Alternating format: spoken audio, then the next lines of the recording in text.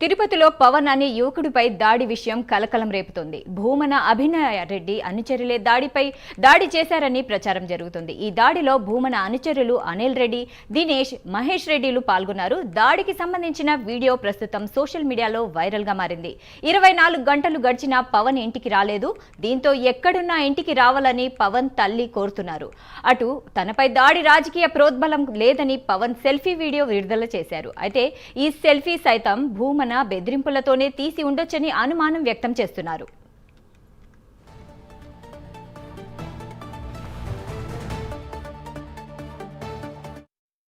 వాడిని ఏదో పేదలకి తీసిద్దామని వాడిని నమ్మి నేను మోసపోయినాను సార్. వాడి తప్పించుకు వెళ్తున్నాడు సార్. నేను దొరికిపోయినాను. ఊరికే నా వీడియోలు వైరల్ చేసుకుంటా మా అన్న దినేష్ అనే సార్ ఇద్దరం అన్నతో పాటు నేను ఉంటాను సార్. ఆ అన్న ఇద్దరం ఒకే ప్లేట్లో అన్నం తినేవాళ్ళం సార్.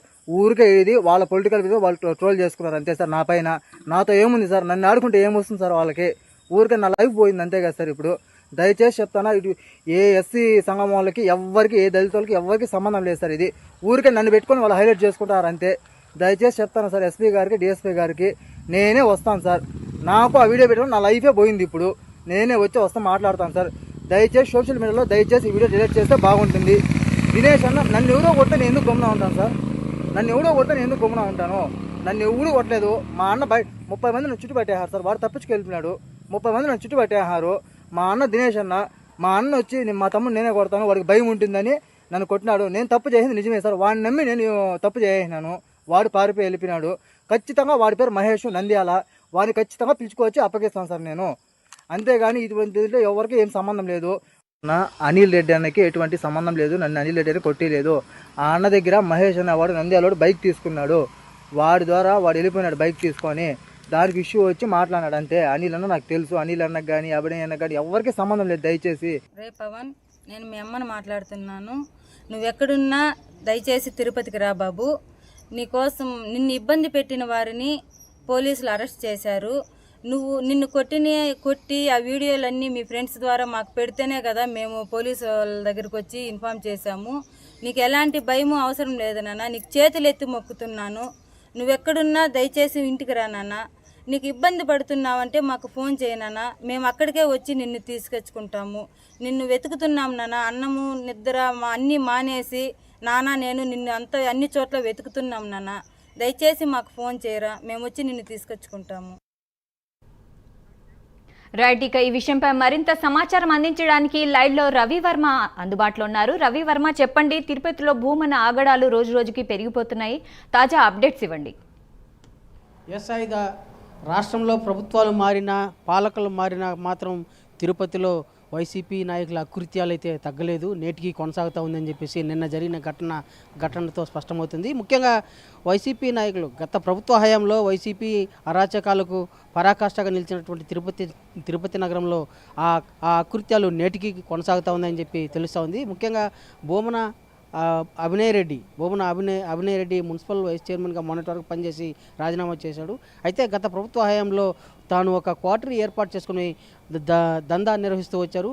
ఈ నేపథ్యంలోనే తిరుపతిలో నేటికి కూడా ఇలాంటి వ్యవహార శైలి కొనసాగుతూ వస్తూ ఉంది. ఈ క్రమంలోనే నిన్న పవన్ అనే వ్యక్తి శ్రీనివాసం ఎదురుగా ఉన్నటువంటి షాపు తనకు రాసివ్వాలి, తన వర్గానికి రాసివ్వాలని చెప్పేసి భూమన అభినయ్ రెడ్డి అనుచరులైనటువంటి అనిల్ రెడ్డి, దినేష్ రెడ్డి, మహేష్ రెడ్డి వీళ్ళు ప్రోద్బలంతో దాడి చేసి దౌర్జన్యానికి దిగారు. అయితే అతని ఎంతటికి సత్యామిరా అని రాసి ఉన్ననే బలం చేయడంతో అతన్ని కిడ్నాప్ చేసి ఒక గదిలో బంధించి తీవ్రంగా కొట్టారు. పరిస్థితి దారుణంగా తయారైంది.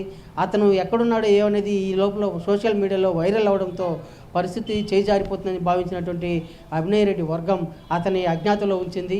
అయితే అజ్ఞాతంలో ఉంచడమే కాక తాను సేఫ్గా ఉన్నాను, ఎలాంటి రాజకీయ ప్రోద్బలం నా మీద ఎలాంటి రాజకీయ ప్రోద్బలం లేదు అని చెప్పేసి, రాజకీయ నాయకులకు సంబంధం లేదని చెప్పేసి అతని ద్వారా బాధితుడి ద్వారా ఒక సెల్ఫీ వీడియోను రిలీజ్ చేయించారు.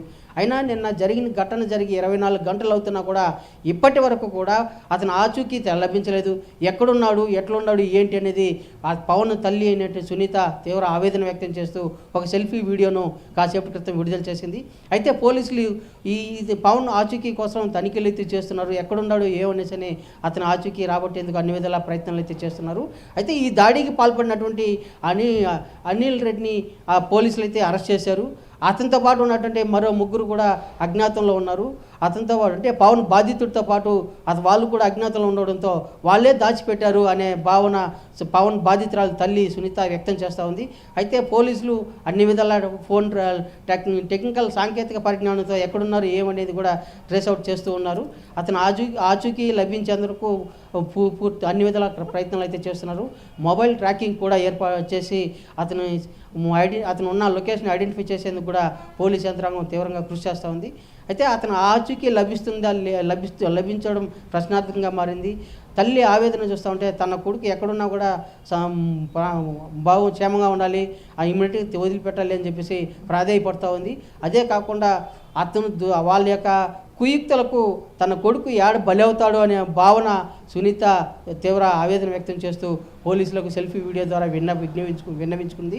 అయితే పోలీసులు మాత్రం అడుగడుగున గాలింపు చర్యలు అయితే తిరుపతి నగరంలో గాలిస్తున్నారు. అదే కాకుండా వీళ్ళ గ్రామం అంటే పులిచెర్ల మండలానికి ఏమైనా వెళ్ళారా ఏమనేది ఆ ప్రాంతానికి కూడా వెళ్ళి కూడా పోలీసులు అయితే పూర్తి తనిఖీలు అయితే చేపడుతూ వస్తున్నారు. సాయిగా right, thank you Ravi Varma.